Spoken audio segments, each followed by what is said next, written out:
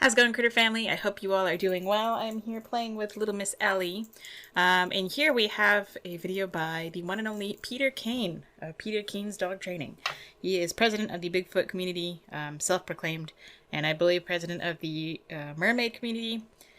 He's like a freelance artist, I guess, and a dog trainer and a Bigfoot enthusiast, among other cryptids. So today we're looking at him in his video. This is an old one, I believe. But it says, Train, Sit to Stubborn Dog. That's the name of his video. So if you want to go watch that, watch it first. I'm going to be doing a lot of pausing. And I'll be giving my thoughts to it to explain what I see from a dog's point of view. And how a dog like this is not stubborn. To be stubborn, you have to willingly know what you're supposed to do. And then choose not to do it anyway.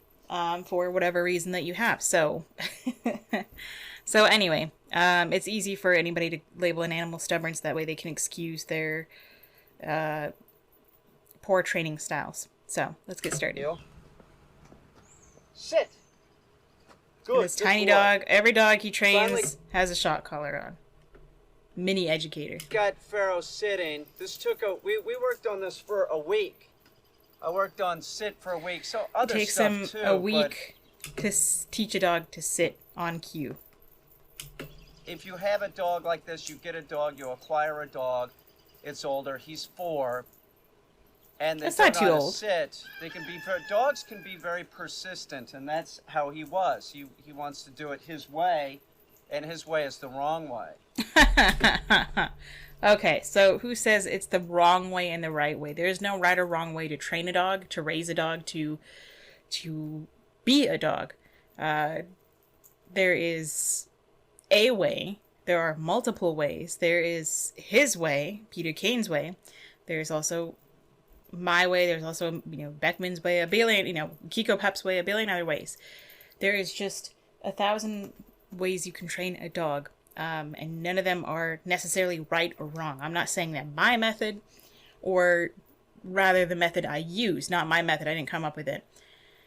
But rather, the method I use is not necessarily the right way. It's just the most humane way. It's the easiest way, honestly, in my opinion. But, okay. Exactly like my dog Mango. Exactly. Mango's previous owner was somebody that I lived with. I dated them. Then they got Mango. I could tell right off the bat it wasn't going well, but I couldn't. Mango is like a little reddish orange long-haired chihuahua. Couldn't tell her anything. And I said, well, why doesn't Mango sit? He won't do it. That's what she said. Well, you haven't spent the time. That's my point. You had to spend the time to get the dog to do it right. And I agree with him up to the point where he says to do it right. I agree that look, if you want a dog to do something or perform a behavior, for them, sitting in an exact position on a certain platform for you does not make sense to them, which is probably why they don't do it and why people will then call them stubborn. The dog just doesn't see a point to it. So a lot of dogs, specifically smaller dogs, don't like to sit on certain surfaces, such as hard surfaces. They prefer to sit on carpet or a rug or something. They don't like to walk on wet grass. And so you just take time. You take the time it takes. Takes less time. You take some time to teach them and slowly desensitize them to these different platforms or these different surfaces. That's kind of part of socialization, is walking on wet, a concrete that is set, not like actually wet cement, but concrete that is set, that has been rained on. Walking on that versus being dry is totally different. Walking in sand is different than walking on gravel or asphalt, or through, a puddle. So, teaching them to be able to be comfortable not only walking through that, but then also sitting in that. I wouldn't have my dog walking or sitting in a wet puddle anyway, but, what does it matter? Why do you care that your dog sits? If they're fine standing and laying down, then that's fine with me. Can you teach them as a cool little trick? Sure. But, I don't particularly care. It took him a week to teach this dog to sit on cue. So you just have to take the time if you care to do that. If you don't care that your dog sits, then fine. I mean, that doesn't matter. You know, for him, he thinks that every dog has to be compliant and it's just nonsense. So, you know, he thinks the dog has to do it because he said so. Okay. For him, you know, it's very similar to Mango in that a lot of it was just about me being consistent.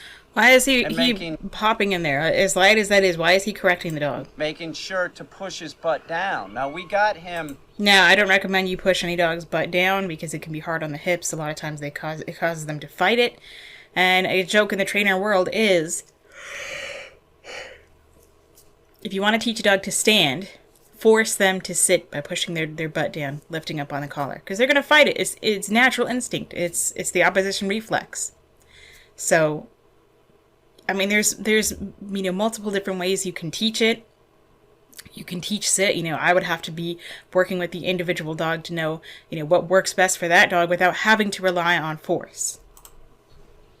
I got him to sit for me going against a wall, and you might try that too, because if you have a very unconfident dog like this, that Pharaoh was very unconfident. The dog is trying. It's still unconfident.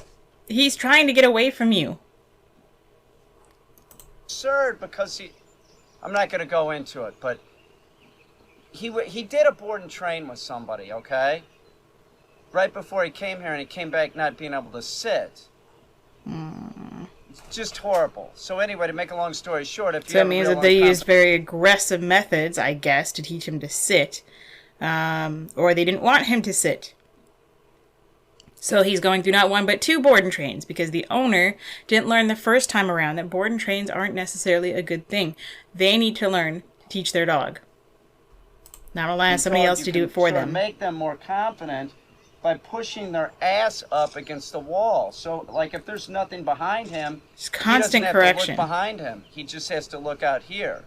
So to get him, and I knew that he would be that sort of like searching. I mean, like I say, ouch. It's not actually hurting the dog, but it's still rough handling. It's you know, jerking of the collar for a dog that tiny. It's like having a giant, you know, jerk you around, or a silverback gorilla, you know, 600-pound primate, you know, just ape, you know, just jerking you around by your collar.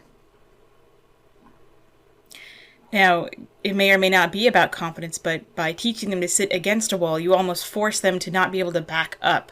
You know, you could teach them to sit in a corner, not necessarily trying to force them, but, you know, you could teach them to help just develop that sit behavior. If I have a dog that really doesn't like to sit, I don't care. I'm not going to teach him sit. I'm not into competition or anything like that.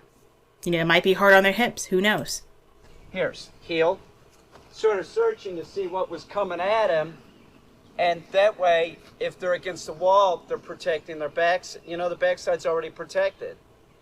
So I did that. So we got him to do that. I just got him sitting. He's a mess. I'm a mess. He's got grass on him.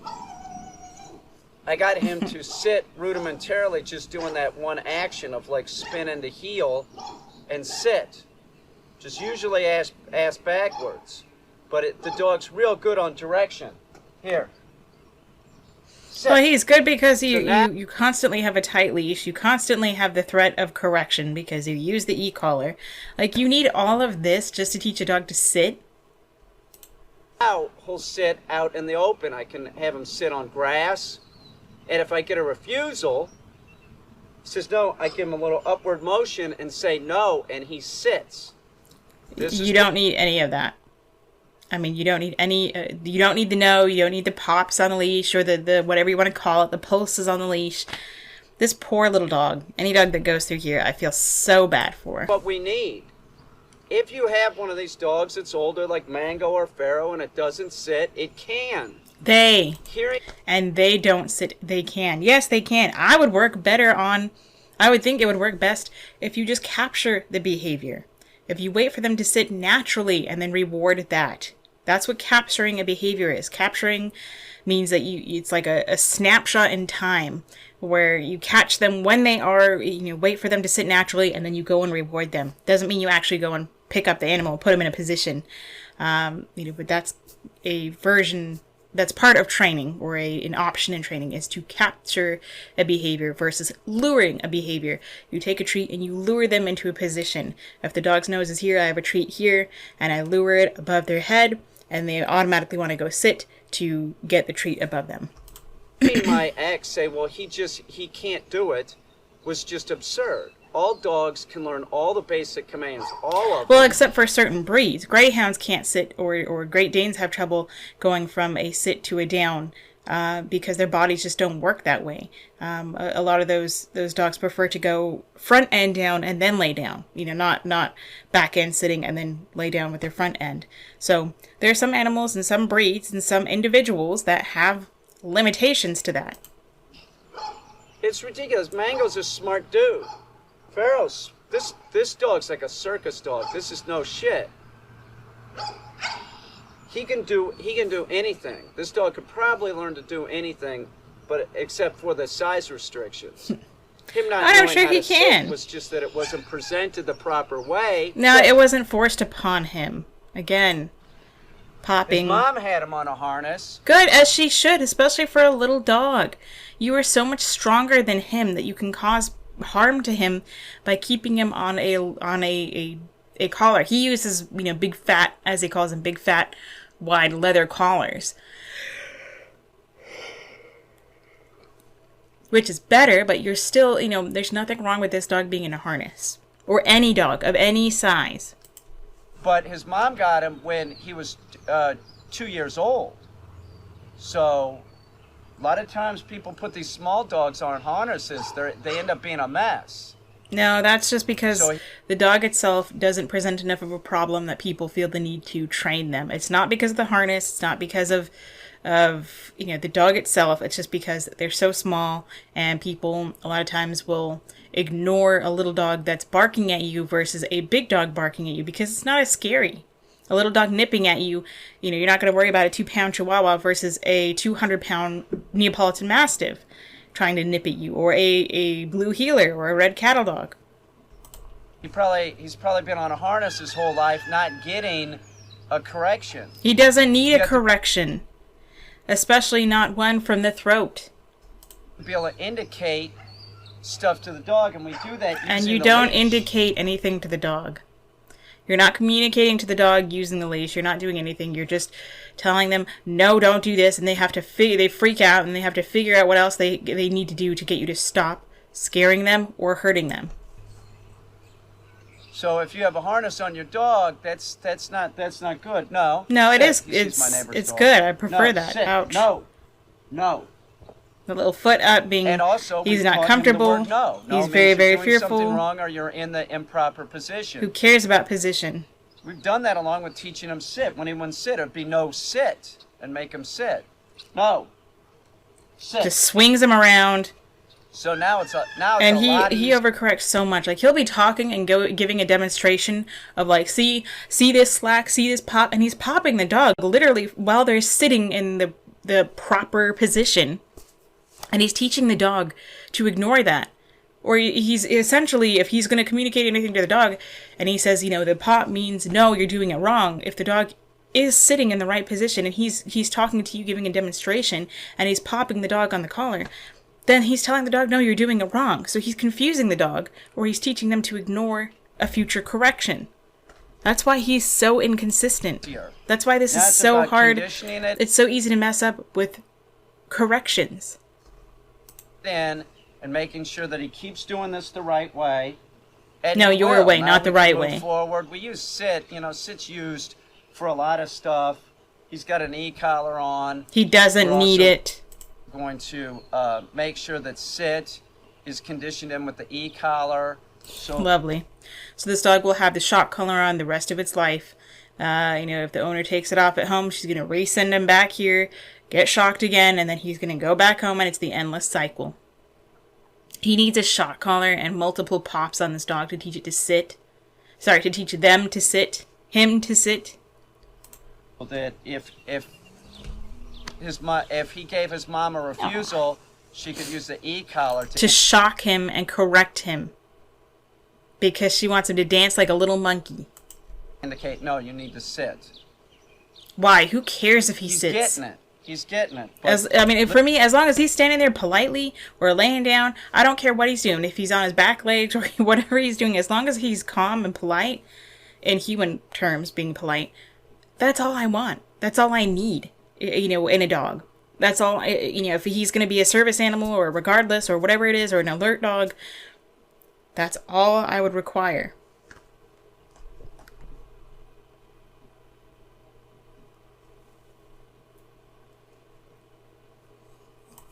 Listen, you have to be more persistent than the persistent dog. I own Mango. I own a lot of persistent dogs. I own Tonka. Tonka is a German short-haired pointer, which I feel so bad for. I mean, that dog, Peter Caine constantly talks about that reinforcement, or the 4 quadrants, are about the positive and the negative and the alleviation of both. But he never alleviates the shock collar. His dog Tonka has a very strong very high-powered shock collar on that he always has. The dog is like 12 or 13 years old. He's had it since he was a puppy. And he still wears the shock collar. So, where's the alleviation of that? Once they start doing it, you're home free. He's doing it now. Heel. That poor dog. This was a big deal. Once he started sitting out in the open and not against the wall, I'm like, this is great. Here. Heel. No, here.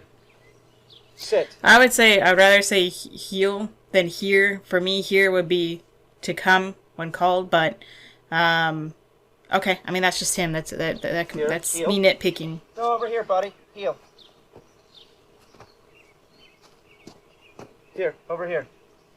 Sit. Still has to guide him. Good boy. Here, we'll do it on the grass. Come over here. Here. No, here. Sit. No, sit. Little hesitation, but see, he sits. He sits now. Look at that the brick of the shock collar is almost as big as this dog's head. I'm free. Now we need him to do it real good. Why? Who cares? The owner is not going to be this strict. You're wasting your time. They're wasting their money. This poor dog deserves so much better from both him and the owner. I don't care about owners that they don't know better. They should know better. You didn't learn from the first time you sent your dog to a board and train that apparently was so messed up that it didn't want to sit anymore. So you send them to a different one. No, sit. Which is also an implied stay. Here, this poor sit. Dog. Heel. Italian sausage, bacon, and pepperoni for only $8.99. That's the lowest price in 3 meat pizzas, right? Sit. Sit. Sit. Now he is sitting. He says sit. Don't use the word stay. But by repeating the cue and giving his hand, he's essentially saying stay. So instead of repeating the sit cue over and over, you can just say stay, which doesn't make sense to me, just the sit with implied stay when you're going to repeat sit, sit, sit. The dog is sitting. Otherwise, then if it was an implied stay, then I would just say sit, and then I would teach them that no matter where I go, if they pop up, we just go back and reset them. I don't have to say another word. I don't have to teach them the any other cue. I might give them the hand signal to reinforce to stay there, but I wouldn't say a verbal. That's just how I would do it. I don't do automatics or I don't do automatic sits, and I don't do sits and downs with implied stays. I don't care. Good boy. Sit. No, sit. I don't know why he corrected him there. I guess to him it looked like the dog was going to break. The dog wasn't going to, so he corrected him for sitting. You don't repeat the cue. No. Sit. This poor dog is terrified. Circle the dog. Make sure he gets used to seeing me move. That doesn't mean he's supposed to move. No, sit. Sit. He is sitting. Sit. Stop repeating. See, I know that a dog has a tendency to lift their ass up when I go around the backside. So preemptively, I'm saying no because I know what's going on in his head. Not a whole lot. Well, I could have not a whole lot. You're an idiot. There's less going on in your head than there is in the dog's. The saying the no could have made the dog want to get up before you go behind him. So try going behind him without saying anything and then see if that were actually true or not. I think he's just going to be repeating the same thing. He's had problems with, like, leash aggression towards other dogs. So you got This dogs poor little over guy there. is so he is maintaining. uncomfortable. What I'm doing right now, he's being very good. What I'm doing right now is I'm just drilling him with sit. And all I do is walk him back and forth in one area. Stay in one area. Stay like 10 or 15 feet. Do yard work. And that's what we're doing with him. He just started sitting like out in the open just recently. So we want to. I wouldn't necessarily drill him because when you drill, then you're just going to, like, just constantly beating it into their head. Then they don't want to do it. And we'll work him sit as I do with all the dogs the whole time they're here. Here. Which is like, I don't know, anywhere from like 2 to 3 months, I think. He doesn't just do like short 2-week intervals. They're there for, at least 90 days. So, good grief. You got it. Good boy. Sit. That's good. Heel. Sit. No, sit. There you go. Good Poor boy. dog. Here. Heel. It's awesome. He's Girl, just sit. toe barring the dog everywhere. Good boy. Heel. Here. No Sit. loose leash. Good boy. You got it. Heel. Come on, buddy. Come on. You're getting it. Come on. Get up here. Here. Heel. He is up there. One thing that I'm trying to do while I'm doing this is I'm trying to tighten his sit up too as I go. Who cares? It's not competition.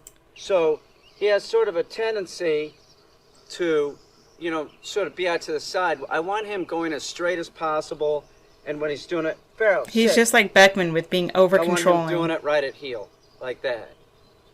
He's obsessed. And he says anytime the dog is not on leash by your side healing, then they need to be in a crate. He doesn't allow any of his animals to be free roaming through the house or through any room. It's just ridiculous. He's just learning this. He's gonna be great. This dog's gonna be great. If you have one of these dogs that's real stubborn with sit, it's older, you adopted The dog it. is not stubborn with sit, and after this, no wonder the dog hates sit. Because you've made it such a negative that the dog associates it with a negative, just like the previous trainer. The owner doesn't seem to have learned anything. The dog is certainly not going to learn anything, except for maybe to hate sit even more. And you're going to have to rely on forcibly teaching them to sit if you want them to sit.